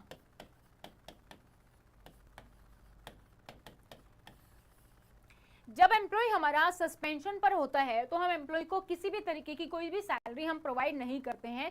हम एम्प्लॉय को उस दौरान क्या देते हैं, हम एम्प्लॉय को देते हैं सब्सिस्टेंस अलाउंस, जिसको हम कहते हैं निर्वाह भत्ता।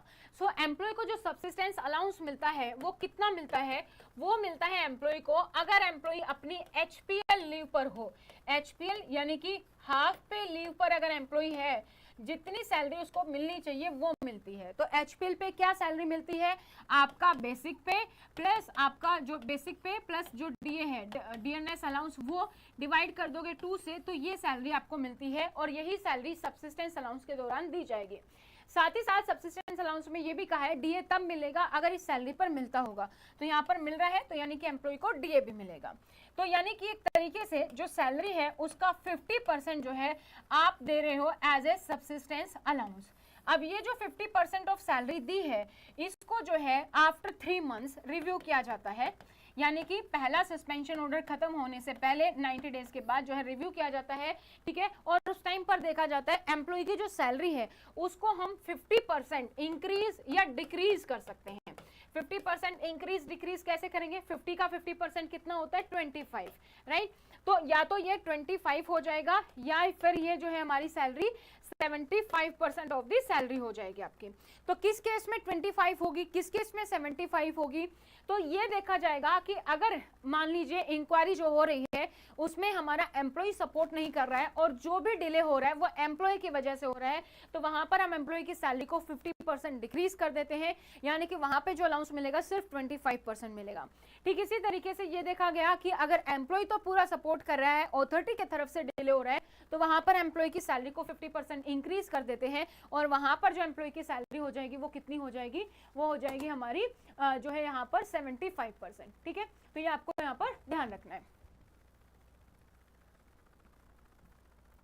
नेक्स्ट हमारे पास है अपार। अपार क्या होता है, एनुअल परफॉर्मेंस अप्रेजल रिपोर्ट जो है वो जो दी जाती है उसके रिगार्डिंग। तो क्या अपार फिल की जा सकती है, तो यस, सस्पेंशन पर अगर एम्प्लॉय है तो अपार फिल करेगा। अपार की अगर ड्यू डेट है तो उसके 1 मंथ के अंदर या फिर सस्पेंशन ऑर्डर के 2 मंथ्स के अंदर जो है अपार फिल की जाएगी, ठीक है। तो अपार जो है एम्प्लॉय हमारा फिल कर सकता है। नेक्स्ट है हमारा रेजिग्नेशन ड्यूरिंग सस्पेंशन। क्या एम्प्लॉय रिजाइन कर सकता है, जब एम्प्लॉय अगर हमारा सस्पेंशन पर है तो क्या एम्प्लॉय रिजाइन कर सकता है, तो यस, एम्प्लॉय जब भी सस्पेंशन पर है तो वो एम्प्लॉय हमारा रिजाइन कर सकता है। रिजाइन हम एक्सेप्ट भी कर सकते हैं किस सिचुएशन में, जहां पर हमें लगता है कि एम्प्लॉय पर कोई भी मेजर पेनल्टी जो है वो नहीं लगाई जाएगी, यानी कि इस तरीके का कोई आरोप नहीं है जहां पर एम्प्लॉय को पोस्ट से रिमूव किया जाए, डिसमिस किया जाए या वो जो है कंपल्सरी रिटायरमेंट दिया जाए, ऐसा कुछ भी नहीं है।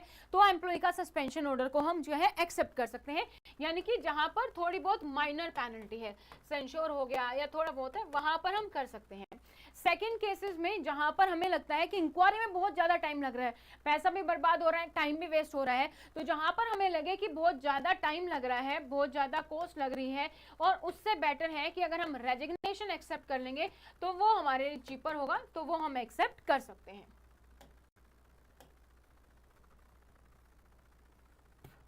नेक्स्ट हमारे पास है वॉलंटरी रिटायरमेंट ड्यूरिंग सस्पेंशन, यानी कि वीआरएस। अगर कोई एम्प्लॉय सस्पेंशन पर है, ठीक है, 2 केसेस हो सकते हैं अब यहाँ पर भी। फर्स्ट, एम्प्लॉय हमारा सस्पेंशन पर है और तब उसने रिक्वेस्ट की है वीआरएस के लिए। सेकंड, हमारा एम्प्लॉय हमारा वीआरएस की रिक्वेस्ट कर चुका है और उसके बाद एम्प्लॉय जो है हमारा सस्पेंशन जो है सस्पेंशन पर गया, उसके बाद कोई कंप्लेन आई है उस केसेस में।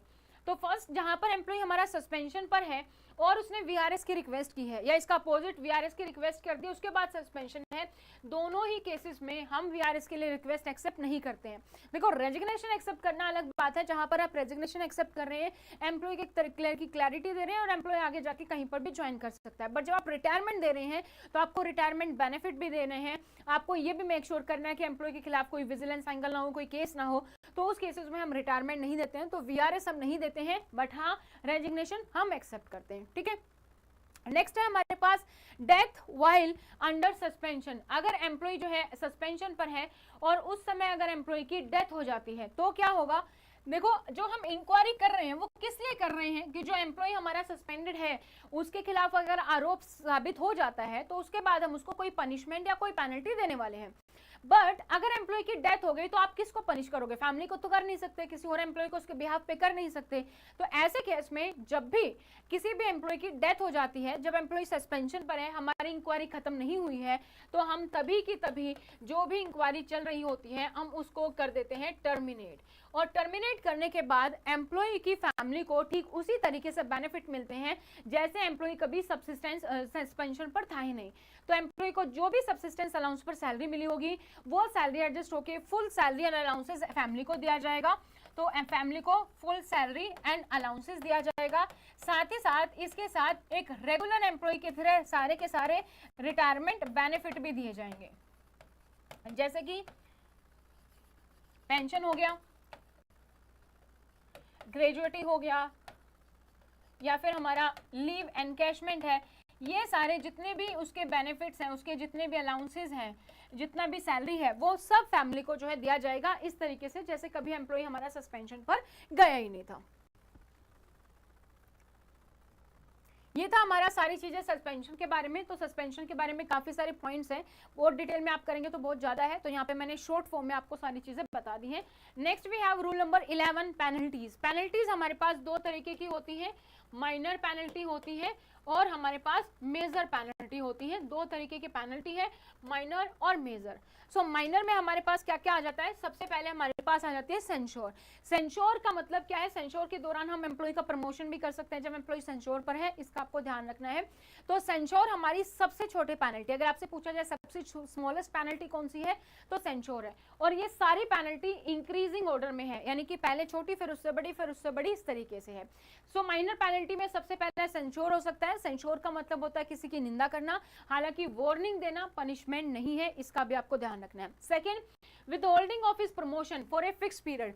अगर आप किसी एम्प्लॉय का प्रमोशन को होल्ड करते हो फिक्स पीरियड के लिए, तो वो भी हमारा क्या है? वो हमारा माइनर पेनल्टी का केस है कि अगर आप किसी के प्रमोशन को फिक्स पीरियड के लिए होल्ड करते हो। Third, recovery from his pay of the whole or parts of any pecuniary loss caused by him to the government by negligence or breach of order. अगर आप जो है गवर्नमेंट को किसी भी तरीके का लॉस हुआ है आपकी वजह से, आपकी सैलरी से वो पेमेंट जो है पेक्यूनरी लॉस, मॉनेटरी लॉस, उसको रिकवर किया जाता है, तो वो हमारी थर्ड पेनल्टी हो जाती है। ठीक है, तो फर्स्ट सेंश्योर, सेकंड किसी का प्रमोशन होल्ड कर सकते हैं, थर्ड आप जो है जो अमाउंट है वो रिकवर कर सकते हैं। उसके बाद आप रिडक्शन कर सकते हैं, lower stage in time scale of pay by the one stage. Salary आप कम कर सकते हैं, मैक्सिमम कितने समय के लिए? 3 इयर्स के लिए, 3 साल के लिए ऐसा किया जा सकता है विदाउट क्यूमुलेटिव इफेक्ट। इसको हम विदाउट क्यूमुलेटिव इफेक्ट बोलते हैं या नॉन क्यूमुलेटिव इफेक्ट बोलते हैं। ये आपको याद रखना है कि माइनर पेनल्टी में नॉन क्यूमुलेटिव इफेक्ट होता है, क्यूमुलेटिव इफेक्ट होता है, क्योंकि कुछ पेनल्टी जो माइनर में भी सेम होंगी, मेजर में भी सेम होंगी, इफेक्ट के अकॉर्डिंग डिफरेंस होता है। सो ये नॉन क्यूमुलेटिव है तो वो हमारी माइनर है। या आप किसी का इंक्रीमेंट होल्ड करते हैं तो ये भी आपकी क्या है? ये भी आपकी पेनल्टी है। Next we have the major penalty. Major penalty में हमारे पास क्यूमुलेटिव इफेक्ट होता है, मेजर में क्यूमुलेटिव, माइनर में हमारे पास नॉन क्यूमुलेटिव। क्यूमुलेटिव का मतलब होता है कि जो भी चीज आपने होल्ड की वो हमेशा के लिए है, नॉन क्यूमुलेटिव थोड़े समय के लिए, उसके बाद उसको हम प्रोवाइड कर देते हैं। सो माइनर और मेजर में यही डिफरेंस है। ये हमने एक अलग सेपरेट वीडियो में मैंने आपको एग्जाम्पल के साथ समझाया, वो वीडियो आप देख लेंगे तो वहां से आपको क्लियर हो जाएगा। इसके अलावा डिमोशन करना, पे स्केल में रिड्यूस करना, डिसमिसल करना, रिमूवल करना, कंपल्सरी रिटायरमेंट, ये सारे हमारे पास मेजर पेनल्टी है। 4 हमारे पास माइनर पेनल्टी है, 5 हमारे पास मेजर पेनल्टी है। टोटल हमारे पास 9 पेनल्टी जो है वो दी गई है। Next we have the rule number 12, disciplinary authority. तो डिसिप्लिनरी अथॉरिटी क्या है वो हमने डिस्कस कर लिया कि डिसिप्लिनरी अथॉरिटी के पास ही पावर है सस्पेंशन की, पेनल्टीज की, इन सब चीजों की, और यही जो है हमारी डिसाइड करते हैं इंक्वायरी होनी है कि नहीं होनी है। आई होप यहाँ तक क्लियर है। यहाँ तक कोई डाउट, कोई क्वेरी तो you can just let me no.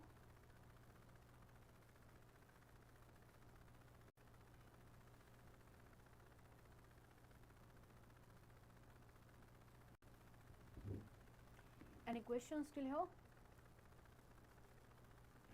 ठीक है, सो ये था हमारा डिसिप्लिन अथॉरिटी जिसके बारे में हम डिस्कस कर चुके हैं, रूल नंबर 12 में उसी के बारे में दिया गया है। So who can impose penalty, penalty कौन इम्पोज कर सकता है, तो प्रेसिडेंट इम्पोज कर सकते हैं, या प्रेसिडेंट ने किसी को पावर दी है किसी भी अथॉरिटी को तो वो इम्पोज कर सकता है। अपॉइंटिंग अथॉरिटी जो है वो इम्पोज कर सकती है। अगर आप मिनिस्ट्री डिपार्टमेंट में पोस्टेड हैं तो सेक्रेटरी जो है मिनिस्ट्री डिपार्टमेंट का वो कर सकता है, ऑफिस में है तो हेड ऑफ ऑफिस जो है वो कर सकता है, या कोई भी अथॉरिटी जिसको भी पावर दी गई है वो कर सकती है। तो generally appointing authority, disciplinary authority जो है हर एक पोस्ट के लिए डिफाइन होती है और वो यहाँ पर पेनल्टी इंपोज कर सकती है। सो हमारे पास कोई भी केस लड़ने के लिए जिस तरीके से हमारे पास कोर्ट होता है उसमें जज होता है, एक दो अपोजिट पार्टी होती है उनके साथ एक लॉयर होता है, ठीक इसी तरीके से यहाँ पर भी होता है। सो यहाँ पर सबसे पहले जो इंक्वायरी डिसाइड कर रहा है वो है हमारे पास डिसिप्लिनरी अथॉरिटी। वो अपॉइंट करता है इंक्वायरी अथॉरिटी को जो कि केस लड़ेगा, उसके साथ हेल्प करेगा प्रेजेंटिंग ऑफिसर। अदर पार्टी में हमारे पास होता है चार्ज ऑफिसर और उसकी हेल्प करने के लिए हम डिफेंस असिस्टेंस लेते हैं। सो डिसिप्लिनरी अथॉरिटी जो कि प्रोसीडिंग स्टार्ट करता है, प्रेजेंटिंग ऑफिसर जो कि केस को प्रेजेंट करता है, डिपार्टमेंट की तरफ से केस को प्रेजेंट करता है, इंक्वायरी ऑफिसर जो है हमारी इंक्वायरी कंडक्ट करता है, जो भी चार्ज लगे उसको वेरीफाई करता है, चार्ज ऑफिशियल वो पर्सन है जिसके खिलाफ चार्ज लगे हैं वो अपने आप को डिफेंड कर रहा है, और डिफेंस असिस्टेंस वो पर्सन है जो इस चार्ज ऑफिशियल की हेल्प कर रहा है, चार्ज ऑफिशियल के केस को प्रेजेंट कर रहा है, उसको डिफेंड करने में हेल्प कर रहा है। Next we have rule number 13, authority to institute proceeding.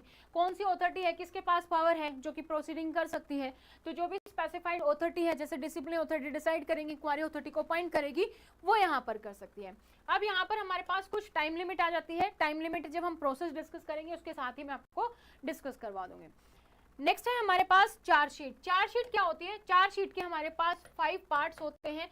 Chargesheet होती है जब इंक्वायरी डिसाइड की जाती है कि इंक्वायरी होगी और डिसिप्लिन अथॉरिटी चार्जशीट बनाती है, उसको चार्ज ऑफिशियल को भेजती है। इसके 5 पार्ट होते हैं। फर्स्ट होता है मेमोरेंडम और 4 एनेक्सर होते हैं। तो एनेक्सर जो है, फर्स्ट जो एनेक्सर होता है उसमें हमारे पास होती है कंप्लेन। जो भी कंप्लेन आई है उसकी एज इट इज स्टेटमेंट होती है कि एम्प्लॉय के खिलाफ क्या कंप्लेन आई है। अनेक्स्टर जो सेकंड होता है उसमें होता है मिसकंडक्ट और मिसबिहेवियर के बारे में। जैसे मान लीजिए कोई पुलिस केस होता है तो उसमें क्या होता है, उसमें वो आपको बताते हैं कि इस धारा के तहत जो है एक्शन लिया जा रहा है, ये धारा है। तो ठीक इसी तरीके से यहाँ पर अगर किसी एम्प्लॉय के खिलाफ कोई कंप्लेन आई है तो वो किस धारा के तहत, कौन सा रूल आपने वॉयलेट किया है, किस तरीके के कौन से रूल का वॉयलेशन हुआ है जिसके तहत उसको मिसकंडक्ट माना जा रहा है और आपके खिलाफ इंक्वायरी की जा रही है।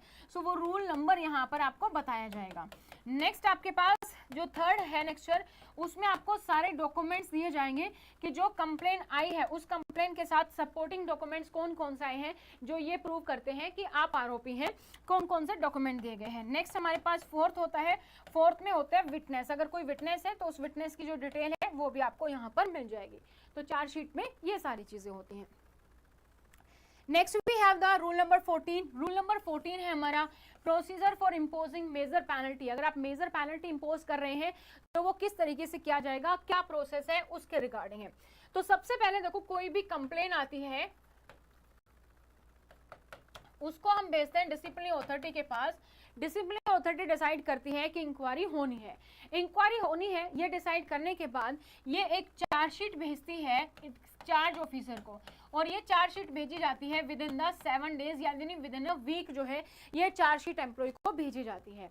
अब ये जो चार्ज एम्प्लॉय है वो अपना रिप्रेजेंटेशन देता है, यानी कि वो अपना रिटन स्टेटमेंट ऑफ डिफेंस देता है, और वो दे सकता है 15 डेज में। अगर 15 डेज में कोई रिप्रेजेंटेशन नहीं आया, 15 डेज और एक्सटेंड कर सकते हैं, उसके बाद भी नहीं आया तो और 15 डेज के लिए हम इसको एक्सटेंड कर सकते हैं। मैक्सिमम 45 डेज का हम टाइम देते हैं। इसके बाद जो डिसिप्लिन अथॉरिटी है वो अपॉइंट करती है एक इंक्वायरी अथॉरिटी को। इंक्वायरी अथॉरिटी के साथ साथ अपॉइंट करती है प्रेजेंटिंग ऑफिसर को। जैसे इंक्वायरी अथॉरिटी अपॉइंट होती है 10 दिनों के अंदर उसको पहले एक नोटिस देना होता है for preliminary hearing. Preliminary hearing के लिए एक नोटिस जाता है चार्ज ऑफिसर को। इसको नोटिस जाएगा कि भाई प्रीलिमिनरी हियरिंग है, इसमें हम बताएंगे कि किस डेट पर, किस टाइम पर, किस जगह पर आपको आना है। एम्प्लॉय वहां पर आएगा। देन चार्ज ऑफिसर जो है वो क्या करेगा, चार्ज ऑफिसर जो है यहाँ पर अपना जो है हियरिंग हियरिंग के लिए आता है। अगर बाय चांस नहीं आया तो दूसरा जो नोटिस है फिर हम वो रेगुलर हियरिंग का देते हैं कि आपकी जो हियरिंग है रेगुलरली जो है स्टार्ट हो गई है। अगर चार्ज ऑफिसर आता है तो वेल एंड गुड। अगर मान लीजिए बाय चांस नहीं आता है, नहीं आने के केस में इंक्वायरी अथॉरिटी जो है प्रेजेंटिंग ऑफिसर को 30 दिन का समय देती है कि जो भी एम्प्लॉय के खिलाफ आरोप लगे हैं अब उसके रिगार्डिंग जो भी डॉक्यूमेंट्स है, विटनेस है वो लेकर आओ। वो और डॉक्यूमेंट्स और विटनेस जुटाता है। जैसे ही और डॉक्यूमेंट्स प्लस विटनेस आ गए हैं तो उसके बारे में इन्फॉर्म किया जाता है अगेन चार्ज ऑफिसर को कि आप आओ और डॉक्यूमेंट्स आए हैं और उनको आके आप क्या करो, इंस्पेक्ट कर लो, आप देख लो। तो 5 डेज का समय दिया जाता है, 5 डेज नहीं है तो 5 डेज का और मैक्सिमम 10 डेज का समय दिया जाता है। अगर एम्प्लॉय इन्वॉल्व है तो हमारी इंक्वायरी प्रॉपर तरीके से होती रहती है। मीनवाइल अगर चार्ज ऑफिसर को ये लगता है कि कोई डॉक्यूमेंट है जो उसकी बेगुनाही साबित कर सकता है और वो गवर्नमेंट के पास है तो वो इंक्वायरी अथॉरिटी को इन्फॉर्म करता है। इंक्वायरी अथॉरिटी उसको बोलती है ठीक है 30 दिन के अंदर आपको डॉक्यूमेंट मिल जाएगा। फिर वो कंसर्न जो भी पर्सन है, गवर्नमेंट है, मिनिस्ट्री है, डिपार्टमेंट है, उनके पास डॉक्यूमेंट्स के लिए इंक्वायरी अथॉरिटी बोलती है, जहां पर 10 दिन का समय दिया जाता है। 10 दिन में नहीं मिला तो 10 दिन का और टोटल 20 दिन का समय दिया जाता है। 10 दिन का टाइम इंक्वायरी अथॉरिटी अपने पास बफर टाइम में रखती है। तो 20 डेज का जो टाइम है वो यहाँ पर उसमें या तो डॉक्यूमेंट होगा तो डॉक्यूमेंट प्रोवाइड किया जाएगा, डॉक्यूमेंट नहीं है तो नॉन अवेलेबिलिटी सर्टिफिकेट दे दिया जाएगा। डॉक्यूमेंट है लेकिन प्रोवाइड नहीं कर सकते due to confidential reason, public interest के लिए से नहीं है तो वो इन्फॉर्म कर दिया जाएगा। हालांकि चार्ज ऑफिसर जब डॉक्यूमेंट की डिमांड करता है इंक्वायरी अथॉरिटी को पूरा राइट है, अगर वो चाहे तो मना भी कर सकती है अगर उसको लगता है इससे केस में कोई हेल्प नहीं होगी। तो इस तरीके से पूरी इंक्वायरी होती है। जब ये इंक्वायरी अथॉरिटी बनी है इसको समय दिया गया 6 महीने का कि 6 महीने के अंदर आपकी जो इंक्वायरी है वो खत्म हो जानी चाहिए। बाय चांस अगर 6 महीने में इंक्वायरी खत्म नहीं होती है तो हम 6 महीने के लिए टाइम को और एक्सटेंड कर देते हैं और इसका रीजन होना चाहिए कि क्यों एक्सटेंड किया गया है। उसके बाद इंक्वायरी रिपोर्ट बन के कहाँ चली जाती है, हमारे पास डिसिप्लिनरी अथॉरिटी के पास चली जाती है। तो ये विद टाइमलाइन मैंने आपको पूरा प्रोसेस जो है यहाँ पर बता दिया है। आप वीडियो पॉज करके यहाँ से भी देख सकते हैं, पूरा फ्लो चार्ट यहाँ पर है आपके लिए। नेक्स्ट हमारे पास जो रूल है that is rule number 15, action on inquiry report. अब जो इंक्वायरी रिपोर्ट बन गई है उस पर क्या डिसीजन लिया जाएगा, उस पर क्या रहेगा, उसके अकॉर्डिंग है। सो जो इंक्वायरी रिपोर्ट है वो डिसिप्लिनरी अथॉरिटी को भेजी जाती है, साथ ही साथ चार्ज ऑफिसर को भेजी जाती है क्योंकि यही वो पर्सन है जिसके खिलाफ कंप्लेन है और इसी के रिगार्डिंग रिपोर्ट है। तो पूरा जो हिसाब किताब है वो रखा जाता है, सारा कुछ भी अब इस पे कोई भी अपडेट होगा चार्ज ऑफिसर के पास जाएगा और चार्ज ऑफिसर जब भी चाहे अपना रिप्रेजेंटेशन, अगर कोई भी चेंज हुआ है अपना रिप्रेजेंटेशन अगर उसको देना, उसको लगता है चाहिए देना तो 15 डेज के अंदर वहां पर दे सकता है। सो जो भी यहाँ पर हमारी इंक्वायरी रिपोर्ट बनी है, अब डिसिप्लिनरी अथॉरिटी क्या क्या कर सकते हैं, सबसे पहले तो इंक्वायरी रिपोर्ट बनने के 3 मंथ्स के अंदर एम्प्लॉय जो है डिसाइड किया जाएगा। इंक्वायरी जो 3 मंथ्स हो गए उसके बाद जो है यहाँ पर क्या किया जा सकता है उस पर डिसीजन लिया जाएगा कि क्या जो है यहाँ पर होना है, क्या फैसला लेना है, क्या पनिशमेंट या क्या पेनल्टी लगाई जानी है। सो डिसिप्लिनरी अथॉरिटी कुछ पॉइंट्स पर अपना डिसएग्रीमेंट शो कर सकती है कि मैं डिसएग्री हूं। अगर डिसएग्रीमेंट शो किया तो यहाँ बताएंगे, फिर यहाँ पर रिप्रेजेंटेशन 15 दिन के अंदर आ सकती है। एडवाइस ले सकती है, जैसे यूपीएससी से एडवाइस लेनी है, सीवीसी से एडवाइस लेनी है, वो ली जा सकती है। और जब एडवाइस आ जाएगी तो उसके बाद इस पे 3 महीने के बाद जो है डिसीजन लिया जा सकता है। तो जब भी एडवाइस लेनी है तो ये 1 महीने के अंदर डिसाइड किया जाएगा, 30 डेज के अंदर एडवाइस के लिए जो है इनके पास भेजा जाएगा। तो जब एडवाइस आ जाएगा, जब कंप्लीट डिसीजन हो जाएगा, उसके बाद जो पेनल्टी है वो यहाँ पर लगाई जाती है। सो ये हमारा रूल नंबर 15 में है, ठीक है। सो ये सारी चीजें यहाँ पर भी दी गई हैं जो मैंने आपको बताई हैं। सो यहाँ तक हम रूल नंबर 15 तक कर चुके हैं। तो अभी तक भी अगर आप लोगों ने चैनल को सब्सक्राइब नहीं किया है तो चैनल को सब्सक्राइब कर लीजिए, साथ ही बेल आइकन को प्रेस कर लीजिए ताकि जैसे वीडियो अपलोड की जाती है उसकी नोटिफिकेशन आप सभी लोगों को मिल सके। और आप हमें सोशल मीडिया पर फॉलो कर सकते हैं, इंस्टाग्राम, टेलीग्राम, फेसबुक, व्हाट्सएप, यहाँ पर आपको लिंक मिल जाएंगे डिस्क्रिप्शन बॉक्स में, वहाँ पर आपको सारी डिटेल्स मिल जाती हैं। अगर आप तैयारी कर रहे हैं किसी भी एग्जाम की तो अपना नाम, सिटी और एग्जाम नाम लिख के हमें शेयर कर सकते हैं 8447410108 पर, क्योंकि हम बात कर रहे हैं इसमें एएमसीआरए की। तो अगर आप कोर्स परचेज करना चाहते हैं तो स्टडी पोर्टल एकेडमी आप डाउनलोड कर सकते हैं, ये इसका लिंक आपको नीचे डिस्क्रिप्शन बॉक्स में मिल जाएगा। रिकॉर्डेड कोर्स भी अवेलेबल है जिसमें आपका पूरा सिलेबस कवर है, जनरल एडमिनिस्ट्रेशन, सीसीएस रूल्स, आपका एफआरएसआर और बेसिक कंप्यूटर, साथ ही साथ टेस्ट सीरीज भी अवेलेबल है जो बाइलिंगुअल में है। आपको पूरा कोर्स अवेलेबल है तो वो आप परचेज कर सकते हैं। नेक्स्ट हमारे पास है rule number 16, procedure for imposing minor penalty. So जिस तरीके से हमने मेजर पेनल्टी किया ठीक उसी तरीके से हम माइनर पेनल्टी करते हैं। हैं, बट एक केस में हमारा फर्क पड़ जाता है, जो है हमारी सेंश्योर। अगर हमने कोई भी इंक्वायरी शुरू की है, इंक्वायरी शुरू कर दी, एम्प्लॉय दोषी है, आप इंक्वायरी खत्म होने से पहले ये चाहते हो कि इंक्वायरी तो खत्म हो गई, अब कोई ना कोई पेनल्टी तो देनी है, तो वहां पर आप सेंश्योर दे सकते हो। माइनर पेनल्टी सेंश्योर बिना इंक्वायरी के दी जा सकती है, बट हमारा आर्टिकल 311 ये कहता है कि जब भी कोई भी मेजर पेनल्टी लगाई जाएगी, मेजर पेनल्टी के लिए इंक्वायरी जरूरी है। माइनर पेनल्टी में भी जहां पर आप एम्प्लॉय का कोई भी बेनिफिट का लॉस कर रहे हो, उसका प्रमोशन रोक रहे हो, उसका इंक्रीमेंट होल्ड कर रहे हो, उसकी सैलरी कम कर रहे हो, तो वहां पर पेनल्टी, वहां पर इंक्वायरी जरूरी है। बट जो सेंश्योर है वो हम बिना इंक्वायरी के भी किसी भी एम्प्लॉय पर इंपोज कर सकते हैं।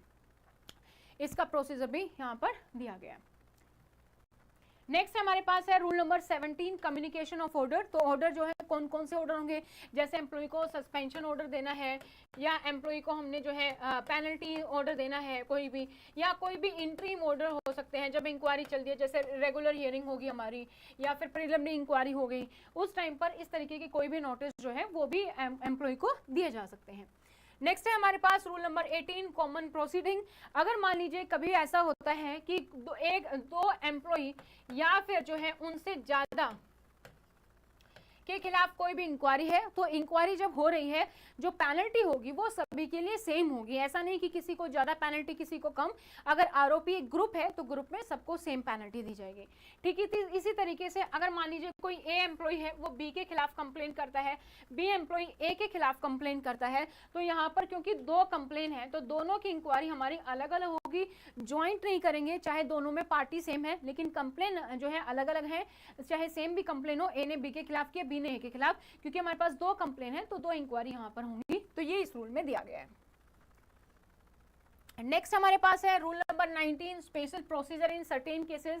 सो कुछ केसेस में हम क्या कर सकते हैं, जैसे जहां पर प्रेसिडेंट सेटिस्फाई है कि जो भी आरोप लगा एम्प्लॉय पर वो देशद्रोह का आरोप है, या एम्प्लॉय जो है हमारा यहाँ पर जो है कोई ऐसी एक्टिविटी कर रहा है जहां पर एम्प्लॉय जो हमारा भारत देश है उसकी सुरक्षा के खिलाफ है, तो ऐसे केसेस में हम सीधा बिना इंक्वायरी के एम्प्लॉय को पोस्ट से रिमूव या डिसमिस कर सकते हैं। नेक्स्ट हमारे पास है रूल नंबर 20। रूल नंबर 20 है हमारे पास cases of officer lend to borrow from state government to local authority about the deputation. तो जब भी डेपुटेशन होता है उसमें क्या केसेस है, पहला रूल नंबर 20 कहता है लेंड टू, जब आप उधार देते हो किसी एम्प्लॉय को। 21 कहता है बोरो फ्रॉम, जब आप उधार लेते हो उस टाइम पर आपके पास क्या केसेस हैं। तो यहाँ पर अगर हम केसेस की बात करें तो अगर मान लीजिए कोई भी एम्प्लॉय है वो ए से बी में गया है, ठीक है, तो जहां पर गया है इस अथॉरिटी ने उसको उधार लिया है और इसको हम बोलते हैं बोरोविंग अथॉरिटी।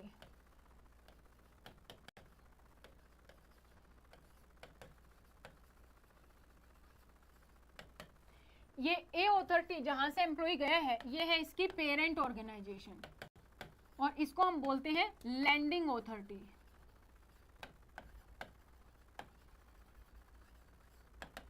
इसमें बात की गई है कि क्या क्या जो है पावर है जो किसी को मिल जाती हैं।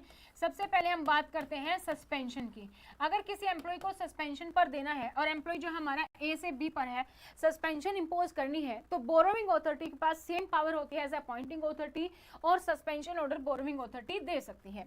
सेकंड फिर हमारे पास आ जाता है माइनर पेनल्टी। अगर किसी एम्प्लॉय पर माइनर पेनल्टी इंपोज करनी है जब एम्प्लॉय हमारा डेपुटेशन पर दूसरी ऑर्गेनाइजेशन में है, तो ऐसे केस में हम माइनर पेनल्टी इंपोज जो है बोरोविंग अथॉरिटी कर सकती है। बट एम्प्लॉय जो है पेरेंट ऑर्गेनाइजेशन का है, सस्पेंशन के केस में भी और माइनर पेनल्टी के केस में भी इन्फॉर्म करना पेरेंट ऑर्गेनाइजेशन को जरूरी है। थर्ड हमारे पास आ जाता है हमारा मेजर पेनल्टी।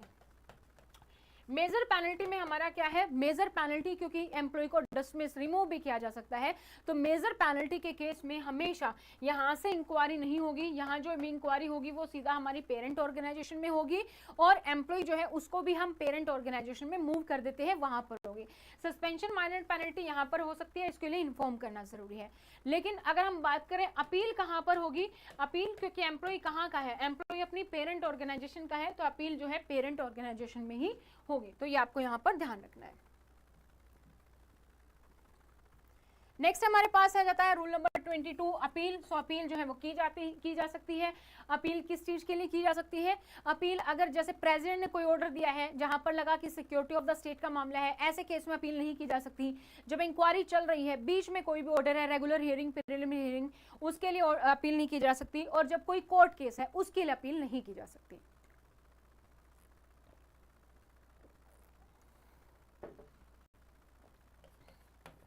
सो प्रेसिडेंट ऑर्डर के लिए हम नहीं कर सकते, कोई भी कोर्ट केस है उसके लिए हम अपील नहीं कर सकते यहाँ पर, और थर्ड जो भी इंटरिम ऑर्डर है उसके लिए हम अपील नहीं कर सकते, ठीक है। नेक्स्ट हमारा 23 आता है, ऑर्डर अगेंस्ट विच अपील लाई। फिर कौन कौन से ऑर्डर है जिसके लिए हम अपील कर सकते हैं। अपील आप कर सकते हो अगर किसी एम्प्लॉय को सस्पेंशन ऑर्डर दिया गया है उसके लिए की जा सकती है। सेकंड, अगर एम्प्लॉय को कोई पेनल्टी ऑर्डर दिया गया है उसके लिए की जा सकती है। एम्प्लॉय का किसी भी तरीके का कोई भी डिसएडवांटेज लॉस हुआ है, उसकी सैलरी कम हो गई, उसका कोई अलाउंस रोक दिया, उसका कोई बेनिफिट रोक दिया, वहां पर आप कर सकते हो बिना एडमिनिस्ट्रेटिव रीजन के, किसी भी रीजन के वजह आपको अपनी पोस्ट पर रिवर्ट कर दिया गया है, आप जो है ऑफिशिएट किए गए थे लेकिन रिवर्ट कर दिया गया है, तो वहां पर भी अपील की जा सकती है। तो ये कुछ ऑर्डर है जहां पर एम्प्लॉय जो है अपील कर सकता है, कोई भी पनिशमेंट, पेनल्टी, सस्पेंशन। नेक्स्ट हमारे पास है 24 अपीलेट ऑथोरिटी के बारे में। सो अपीलेट ऑथोरिटी कौन सी है, authority above than disciplinary authority. जो भी ऑथोरिटी हमारी डिसिप्लिनरी ऑथोरिटी से सीनियर होगी उस वो अपीलेट ऑथोरिटी होगी, हमेशा डिसिप्लिनरी ऑथोरिटी से सीनियर। नेक्स्ट हमारे पास है 25 period of limitation of appeal. अगर एम्प्लॉय को अपील करनी है तो कितने दिन में की जा सकती है। सो अगर आपको अपील करनी है तो 45 डेज के अंदर, 45 डेज के अंदर जब भी एम्प्लॉय को पेनल्टी, पनिशमेंट, सस्पेंशन ऑर्डर मिला है उस ऑर्डर के 45 डेज के अंदर अपील की जा सकती है। नेक्स्ट हमारे पास है 26 form and contents of appeal की अपील में के लिए क्या क्या चाहिए। तो अपील के लिए सारे डॉक्यूमेंट्स चाहिए, जो भी रेलिवेंट डॉक्यूमेंट्स है आपके पास वो सारे डॉक्यूमेंट्स आपको चाहिए, जो इंक्वायरी हुई है, इंक्वायरी रिपोर्ट वगैरह सब, सपोर्टिंग डॉक्यूमेंट, विटनेस डॉक्यूमेंट की डिटेल सब चाहिए यहाँ पर अपील के लिए, वो आप सबमिट कर सकते हैं। नेक्स्ट हमारे पास 27 कंसिडरेशन ऑफ अपील। जैसे आप देखोगे हाई कोर्ट में केस लड़ा गया, उसके बाद सुप्रीम कोर्ट में अपील की जाती है, तो सुप्रीम कोर्ट के लिए बाध्य नहीं है कि वो उस केस को जो है यहाँ पर कंसिडर करे ही करे, कि उस केस को ले ही ले, कि वरना ऐसा क्या होगा कि सारे केस सुप्रीम कोर्ट में जाएंगे और सुप्रीम कोर्ट को सारे केस लेने पड़ेंगे, फिर हाई कोर्ट की कोई वैल्यू नहीं रह जाएगी, राइट। तो इसी तरीके से यहाँ पर अपील की जा सकती है, लेकिन अपील को एक्सेप्ट करना है, रिजेक्ट करना है, क्या करना है, वो अपीलेट ऑथोरिटी का पॉइंट ऑफ व्यू होगा, वो उसके अकॉर्डिंग डिसाइड कर सकती है। और अपीलेट ऑथोरिटी किसी भी ऑथोरिटी को जो है डिसीजन दे सकती है, उसको इंस्ट्रक्शन दे सकती है कि इंक्वायरी दोबारा से करनी है, जो पेनल्टी है वो बढ़ाई भी जा सकती है, घटाई भी जा सकती है, इवन जो है कोई और पेनल्टी जो है यहाँ पर अपील के बाद लगाई भी जा सकती है, ऐसा भी हो सकता है। नेक्स्ट हमारे पास है 28 implementation of orders in appeal. तो जब भी कोई भी अपीलेट ऑथोरिटी किसी भी ऑथोरिटी को डायरेक्शन देती है कि अब आपको क्या करना है, ये जो अपील आई है इस पर आपको इसके अकॉर्डिंग हम डायरेक्शन दे रहे हैं कि आपको दोबारा से इंक्वायरी करनी है, तो ऐसे केस में जो भी ऑर्डर है वो उस ऑथोरिटी को इंप्लीमेंट करने होंगे, वो मान्य होंगे। नेक्स्ट हमारे पास है 29 रिवीजन और रिव्यू। ये हमने रिवाइजिंग ऑथोरिटी, रिव्यूजिंग ऑथोरिटी पढ़ी थी, हमने डेफिनेशन में सेम है यहाँ पर। नेक्स्ट है हमारे पास rule number 30 service of order, notice etcetera, ठीक है। कोई भी जो ऑर्डर देना है, कोई भी नोटिस देना है, हालांकि फिजिकल ऑर्डर भी दिया जा सकता है, फिजिकल कॉपी भी जो है उसकी दी जा सकती है, हार्ड कॉपी, बट आफ्टर 2014 जो है हमारी ईमेल पॉलिसी आई थी, और ईमेल पॉलिसी के तहत अगर आप कोई भी डॉक्यूमेंट ईमेल करते हो तो वो हमारा वैलिड समझा जाएगा, लीगली वैलिड है। ईमेल के थ्रू कोई भी सस्पेंशन ऑर्डर, कोई भी पेनल्टी ऑर्डर, तो वह हमारा वैलिड समझा जाएगा। नेक्स्ट हमारे पास 31 power to relax time limit and condone delay, कि जो ऑथोरिटी किसको पावर दी गई रिलैक्स टाइम लिमिट करने की। जैसे हमने डिसिप्लिनरी ऑथोरिटी के केस में पढ़ा, डिसिप्लिनरी ऑथोरिटी जो है इंक्वायरी ऑथोरिटी बनाती है, वहां पे 6 महीने का टाइम देते हैं इंक्वायरी करने के लिए, बट अगर 6 महीने में नहीं हुई तो 6 महीने के लिए और रिलैक्सेशन वहां पर दे सकती है। तो ऐसे केस में 6 महीने और रिलैक्सेशन दिया जा सकता है। तो ये पावर किसके पास है, डिसिप्लिनरी ऑथोरिटी के पास है, वो कंडोन कर रही है। कंडोन मतलब जब आपको पता है सामने वाले ने गलती की, आप माफी कर रहे हो, तो जो डिले किया उसको कंडोन भी कर रही है, टाइम लिमिट भी एक्सटेंड कर रही है। ठीक इसी तरीके से जब इंक्वायरी ऑथोरिटी जब देती है ऑर्डर इंस्पेक्ट करने के लिए डॉक्यूमेंट को, चार्ज ऑफिसर को वहां पे 5 डेज देती है, प्लस 5 डेज एक्सटेंड कर देती है, तो यहाँ पर उसके पास पावर है। तो एक टाइम पर अलग अलग ऑथोरिटी होगी, जो भी इस रूल के तहत हमने पढ़ी वो यहाँ पर टाइम लिमिट एक्सटेंड कर सकती है और पावर जो है कंडोन कर सकती है डिले को। 32 हमारा ओमिट हो चुका है। Now we have the 33 transitory provisions कहता है, ये हमारे 1965 वाले रूल्स आने से पहले हमारे पास क्या थे, सेंट्रल सिविल सर्विसेज के रूल 1957 थे, और डिफेंस में सिविलियन के लिए अलग से रूल थे 1952। ये दोनों ही रूल हमारे खत्म हो गए, और अब हमारे इन सब पर सिविल सर्विस पोस्ट में भी और डिफेंस में सिविलियन पर भी 1965 वाले रूल जो हम पढ़ रहे हैं वो अप्लाई होते हैं। नेक्स्ट हमारे पास है 34 रिपेल एंड सेविंग। रिपेल का मतलब होता है कि जब ये रूल बने इससे पहले जो भी सीसी रूल बने होंगे वो हमारे खत्म हो गए। जो भी हमने देखा 1952, 57 वो हमारे खत्म हो गए। अब हमारे यही 1965 वाले रूल हैं जो अभी तक चले आ रहे हैं। अब ऐसा तो नहीं 1965 में बने रूल अभी तक चल रहे हैं, बीच बीच में अमेंडमेंट होते हैं, तो जो भी अमेंडमेंट होगा वो किसी स्पेसिफिक रूल में होगा, वहां पर वो सेव हो जाएगा। बाकी जो रूल्स हैं वो हमारे एज इट इज रहेंगे। इसको हम बोलते हैं repeal and saving. Next we have 35 removal of doubt. अगर आपको कोई भी डाउट आता है इन को लेकर, किसने बनाए हैं रूल, हमने आर्टिकल्स पढ़े थे, प्रेसिडेंट ने बनाए हैं। सो प्रेसिडेंट और गवर्नमेंट का जो डिसीजन होगा वो हमारा यहाँ पर लास्ट फाइनल होगा। अगर कोई भी डाउट है तो प्रेसिडेंट या गवर्नमेंट को से डायरेक्टली कॉन्टेक्ट किया जा सकता है। तो यहाँ पर हमारा जो CCS रूल है वो हमने यहाँ पर कंप्लीट किया है। उम्मीद करती हूँ अगर आपने पहले पढ़ा हुआ है तो आप इजीली क्रैश कोर्स से रिलेट कर पाएंगे। आपके सारे चीजें जो है इजीली रिवाइज हो गई होंगी, एक काइंड ऑफ रिवीजन हो गया होगा। तो वीडियो आपको कैसी लगी वो आप कमेंट सेक्शन में कमेंट करके बता सकते हैं। साथ ही साथ आप लोग के लिए क्वेश्चन है यहाँ पर जो आप मुझे कमेंट सेक्शन में रिप्लाई करेंगे। हमने जो सस्पेंशन जो CCS रूल पढ़ा उसमें बहुत सारे नेगेटिव वर्ड हैं। सस्पेंशन है, पेनल्टी है, पनिशमेंट है, डिसमिसल है, रिमूवल है, कंपल्सरी रिटायरमेंट है, डिमोशन है, ठीक है, इंक्वायरी कर रहे हैं। तो यहाँ पर आपको इस सारे नेगेटिव चीजों में ऐसी कौन सी चीजें हैं जो आपको पॉजिटिव दिखाई दे रही हैं। So what are the sum of the provision positive element you came across in various provision government the service condition. इन सारे CCS रूल्स में ऐसी कौन सी पॉजिटिव चीजें हैं जो आपको दिखाई दी, वो आप कमेंट सेक्शन में कमेंट करके जरूर बताइएगा। ये आप लोग के लिए क्वेश्चन है। तो यहाँ पर हमने अपना CCS रूल कंप्लीट कर लिया है। तो अगर अभी तक भी आप लोगों ने चैनल को सब्सक्राइब नहीं किया तो चैनल को सब्सक्राइब कर लीजिए। साथ ही वीडियो को आपने लास्ट तक देखा उसके लिए आपका बहुत बहुत धन्यवाद। साथ ही आप हमें सोशल मीडिया पर फॉलो कर सकते हैं, लिंक आपको नीचे डिस्क्रिप्शन बॉक्स में मिल जाएगा। अपना नाम, सिटी का नाम, एग्जाम का नाम लिख के आप हमें व्हाट्सएप कर सकते हैं हमारे हेल्पलाइन नंबर पर। आप हमारी ऐप डाउनलोड कर सकते हैं, वहां पर आपको सारे कोर्सेज की डिटेल मिल जाएगी। अभी हम AMCRE की बात करें तो इसका रिकॉर्डेड कोर्स और टेस्ट सीरीज अवेलेबल है। तो ये था दोस्तों आज की वीडियो में। सो उम्मीद करती हूँ वीडियो आपको पसंद आई होगी। आज की इस वीडियो में इतना ही। Thank you so much, bye bye, take care. और अगर आपको फिर भी कोई डाउट, कोई भी क्वेरी आती है तो आप हमारे हेल्पलाइन नंबर पर कॉन्टेक्ट कर सकते हैं। हमारा हेल्पलाइन नंबर है 8447410108।